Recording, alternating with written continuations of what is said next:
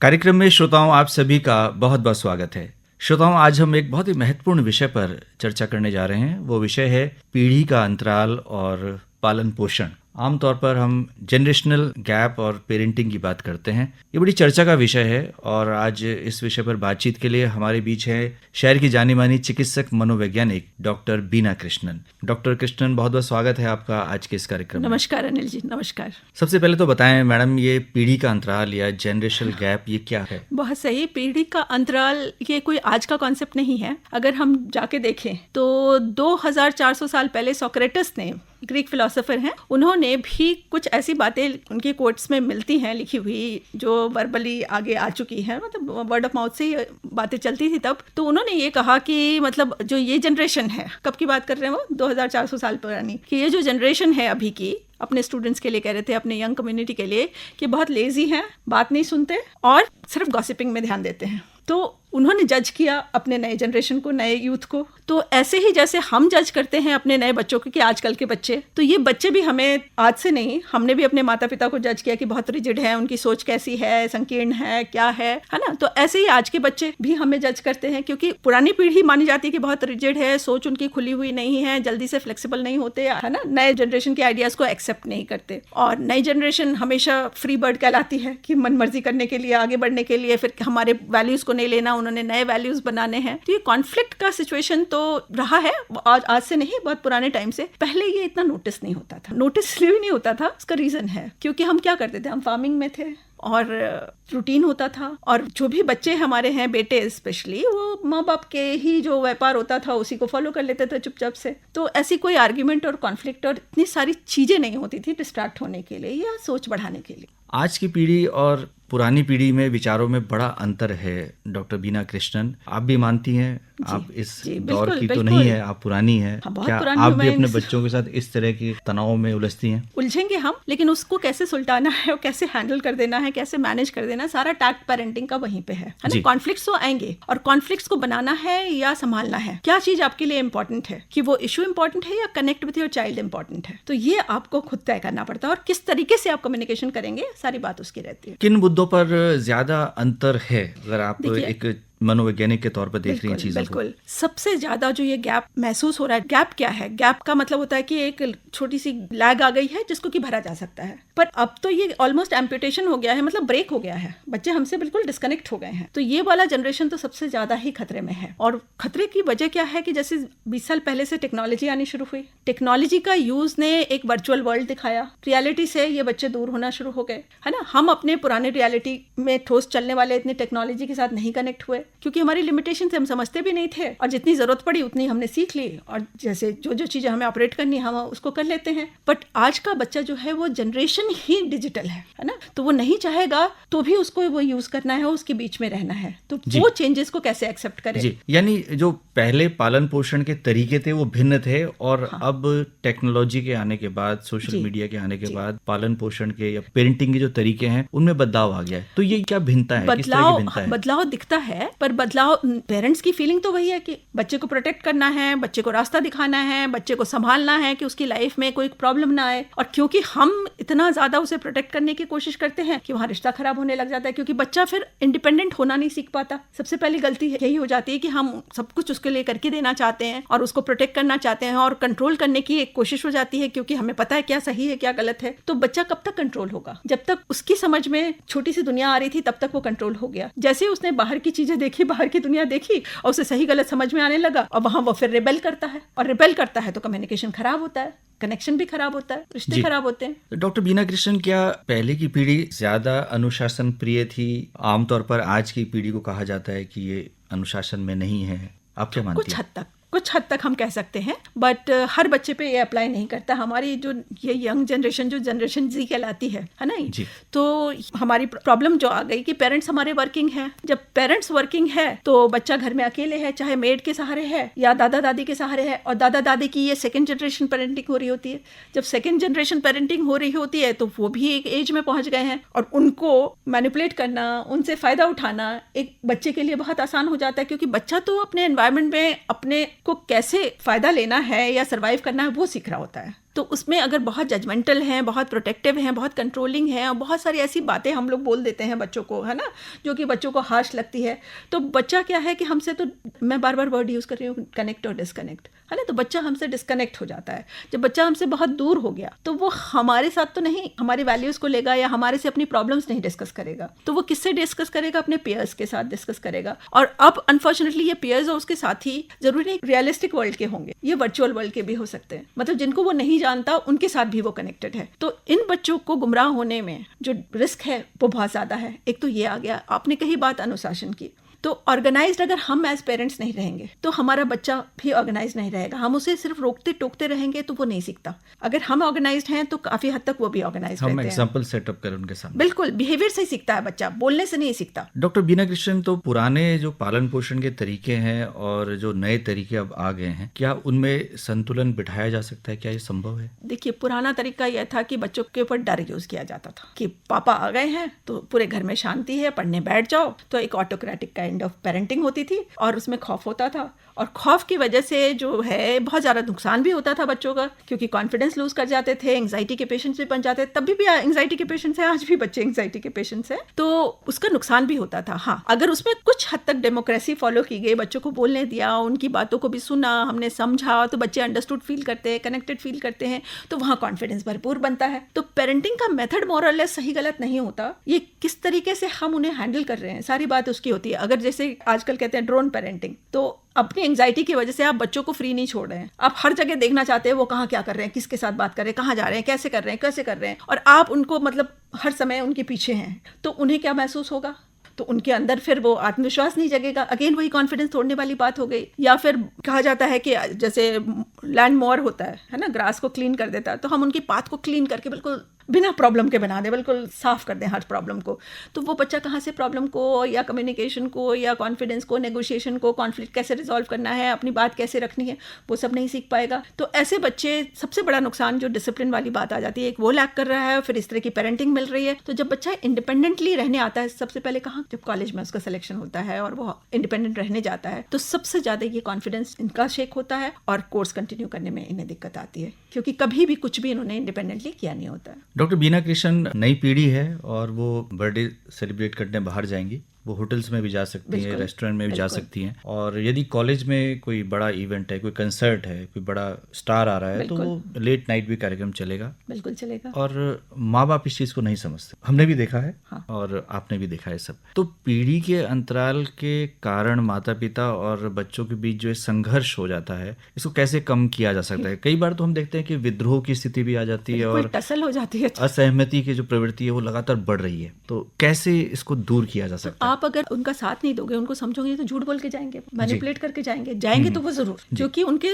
20 friends जा रहे हैं, और जब 20 फ्रेंड्स जा रहे हैं तो उन्हें वो गलत नहीं लग रहा, और आप फ्लेक्सिबल नहीं होगे, उनके ये सोशलाइजेशन को नहीं समझोगे, है ना, उसके साथ जुड़ोगे नहीं, तो आप उसे सही गलत के ब्लैक एंड व्हाइट में देखोगे।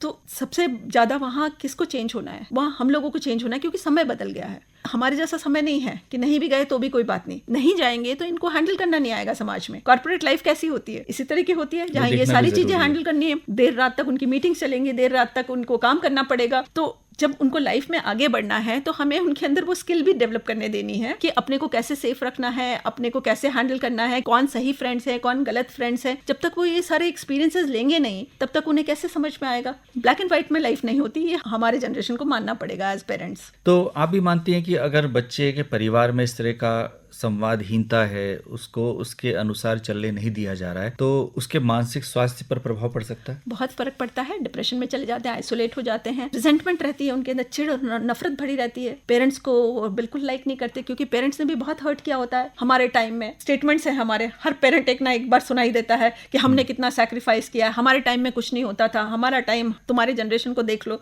है ना। तो ये सारी बातें उनकी नहीं समझ में आएगी, क्योंकि उनका टाइम अलग है ना, उनका टाइम अलग, और जितनी बार हम बोलेंगे तो वो अजीब ही लगेगा उन्हें, और उन्हें ये लगेगा कि मतलब हम क्या थोपना चाह रहे हैं उनके ऊपर, और उनके लाइफ में क्या चल रहा है। बिकॉज सबसे पहली चीज़ जो है ना, अभी समय इतना बदल गया है, और जिस तरह के इनको एक्सपीरियंसेस मिल रहे हैं, ये किसके पास जाएंगे उन एक्सपीरियंसेस को लेके, अगर हमसे कनेक्टेड नहीं रहेंगे और हम इस तरह से जजमेंटल एटीट्यूड बना के रखेंगे, तो हर बच्चा लोनली फील करेगा, आइसोलेटेड हो जाएगा, और अगर बुली का शिकार है तब हमें नहीं पता चलेगा, किसी चीज़ का विक्टिम बन रहा है, ऑनलाइन बन रहा है, किसी साइबर बुली का या साइबर क्राइम का, तो हमें सबसे लास्ट में पता चलेगा जब नुकसान हो चुका होगा।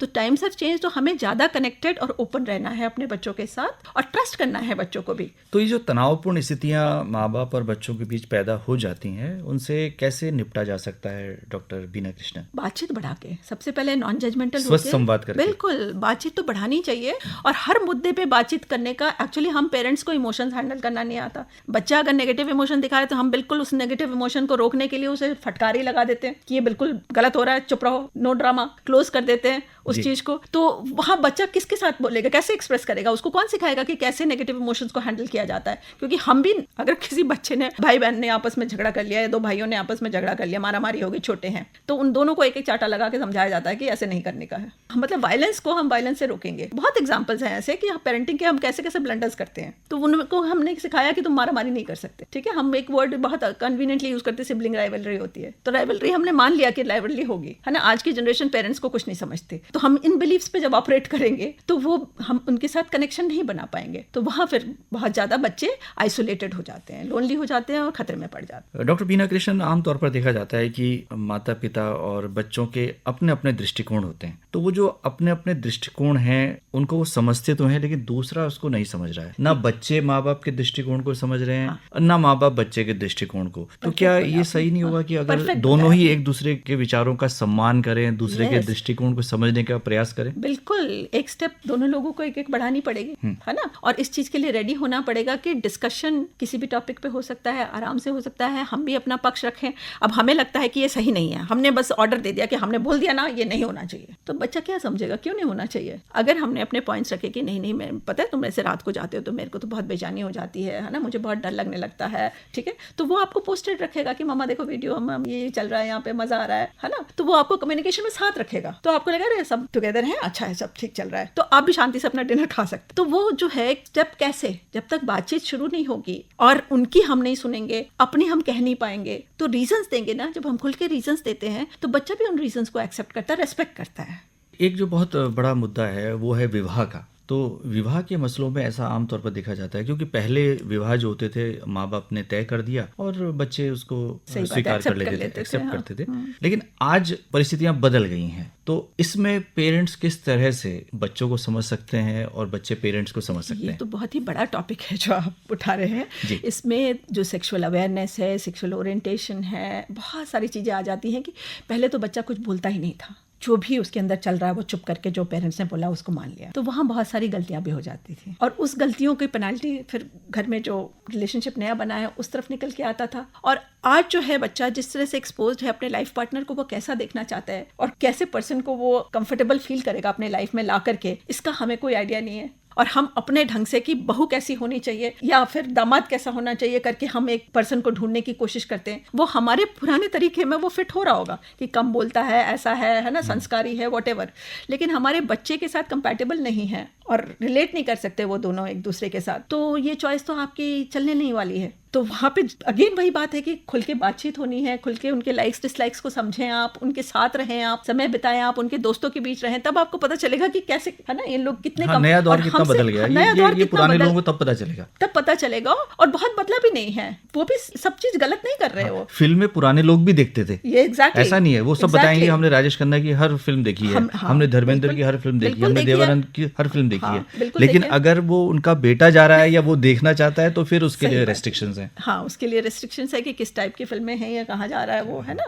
तो हम बहुत जजमेंटल हो जाते हैं, जजमेंटल तो हो जाते हैं और हम डरते हैं, पेरेंटिंग से हम डरते हैं। पेरेंटिंग एक आर्ट और साइंस दोनों है कि बैलेंस बना के अगर हम चलेंगे तो बच्चे कहीं और जाएंगे नहीं, वो हमसे ही बातचीत करेंगे हर चीज के बारे में, क्योंकि हम उनके बेस्ट वेल विशर हैं। और जब हम उनमें डांट फटकार और कुछ नेगेटिव स्टेटमेंट्स बोलना शुरू कर देते तो वो हमें वेल विशर कैसे समझेंगे। आजकल डॉक्टर बीना कृष्णन जासूसी भी करने लगे हैं माँ बाप, मैंने देखा है कि लोकेशन से ट्रैक करते रहते हैं, वो तो फोन में डाल देते हैं और ट्रैक करते रहते हैं, हॉस्टल में नहीं हो, आप यहाँ हो, आप वहाँ हो। ये कितना सही है और इसमें क्या कमियां हैं? करके आप बच्चे को सेफ रहना नहीं सिखा सकते। आपको डर है ना कि आपका बच्चा सेफ है या बैड चॉइसेस ले रहा है, है ना। बच्चा थोड़ी बहुत तो फ्रेंडशिप में एक्सपेरिमेंट करेगा, लेकिन अगर वो अनकंफर्टेबल होता है तो वो अवॉइड भी करेगा। ठीक है, आपके वैल्यूज कहीं नहीं जाते, आपने जैसे बड़ा किया उनके अंदर आए हैं वो वैल्यूज, उनको थोड़ा ट्रस्ट करके थोड़ा खुला छोड़ना चाहिए अपने स्पेस में, जहां वो सही गलत की समझ खुद से, हम थोपेंगे सही गलत तो वो नहीं लेंगे, लेकिन अगर वो खुद उसको एक्सपीरियंस कर रहे हैं तो उस हिसाब से बहुत अच्छे से वो सही गलत समझ जाते हैं। डॉक्टर बीना कृष्णन, पहले जो आयोजन होते थे 9, 10, 11 बजे तक निपट जाते थे, वो शादी ब्याह चाहे पार्टीज हैं, लेकिन अब वो देर रात तक चलते हैं। हम लोग का साइकिल भी, बायोलॉजिकल क्लॉक भी लेट नाइट सब वाला बदल होता गया। जा रहा है ना जी, तो इसका भी प्रभाव पड़ रहा है कि आपको लगता है कि इतना ज्यादा नहीं पड़ रहा पेरेंटिंग, है। अगर बच्चा बाहर गया है तो पेरेंट्स तब तक वो इंतजार करते रहे उसका, और अगर किसी कारणवश थोड़ा वो लेट हो जाता है तो फिर वो तनाव का कारण बन जाता है। तनाव का कारण हमारी एंजाइटी की वजह से बनता है ना, कि हम उनको फ्री नहीं छोड़ सकते, है ना। हमें एंग्शियस हो जाते हैं कि वो सेफ है नहीं है, कब आ रहे हैं, हमारा कहना क्यों नहीं मान रहे, हम कह रहे हैं ना कि हम जगे हुए हैं, जल्दी आओ वापस। उनकी ईगो भी आ जाती है उसमें, बहुत सारे फैक्टर्स हो जाते हैं उसमें, है ना। तो वहाँ पे अगेन वही बात है कि आप उनकी लाइफ को कंट्रोल करने की कोशिश कर रहे हो। फिर इट्स नॉट अबाउट सेफ और अनसेफ, इट इज़ अबाउट कि आपने कह दिया है तो उन्हें बिल्कुल वही मान लेना चाहिए और एकदम टाइम पे आ जाना चाहिए। अच्छे बच्चे तभी हैं वो जब वो ऐसा करते हैं। हमारे पास क्या है, जो कहना मानता है वो अच्छा बच्चा है, जो हमारे हिसाब से चलता है वो अच्छा बच्चा है, जो अपनी चलाएगा, अपना दिमाग और लीडरशिप यूज़ करेगा या सोच को यूज़ करेगा, वो तो बिल्कुल बिगड़ रहा है ना। तो खतरे की घंटी बजनी शुरू हो जाती है। तो ये सारी बातें फिर जी, तो आपने बताया कि ये पीढ़ी के अंतर को पाटने के लिए बहुत सारे कदम उठाए जा सकते हैं। उसमें सबसे महत्वपूर्ण है कि एक दूसरे के दृष्टिकोण को समझने का प्रयास करें, जो समाज में जो बदलाव आ रहे हैं रेस्पेक्टफुली, प्यार से, अच्छे से बातचीत करें, है ना। समाज में जो बदलाव आ रहे हैं उनके बारे में जागरूक हों, बिल्कुल, कि हाँ अब ये नई पीढ़ी है, ये इस बदलाव तरह से तो चलेगी। बदलाव तो रहेगा। अब जैसे कहते हैं भड़कीले गाने, गंदे गाने, मतलब आज की जनरेशन कैसे अजीब अजीब गाने सुनती है। हम लोग उठा के देखें तो हमारे टाइम पे भी बहुत सारे ऐसे अजीब गाने होते थे। हर जनरेशन में अजीब गाने बनते हैं, ठीक है, क्योंकि किसी को कैश करना है अपॉर्चुनिटी को, तो वो बनाते हैं। तो ऐसा कहीं नहीं, जो हमारे जनरेशन में नहीं हो रहा था वो अब जनरेशन में हो रहा है। तो कुल मिलाकर एक स्वस्थ संवाद के जरिए हम इन तमाम समस्याओं को दूर कर सकते हैं, इससे बेहतर तरीके से निपटा जा सकता है। तो डॉक्टर बीना कृष्णन, आज आप इस कार्यक्रम में आई और आपने पीढ़ी के अंतराल और पालन पोषण के जो तरीके हैं उनके विषय में बहुत ही महत्वपूर्ण बातें हमारे श्रोताओं के साथ साझा की। उम्मीद है ये बातचीत हमारे श्रोताओं को पसंद आई होगी और श्रोता इन बातों पर अमल भी करेंगे। आपका बहुत बहुत आभार, धन्यवाद। धन्यवाद।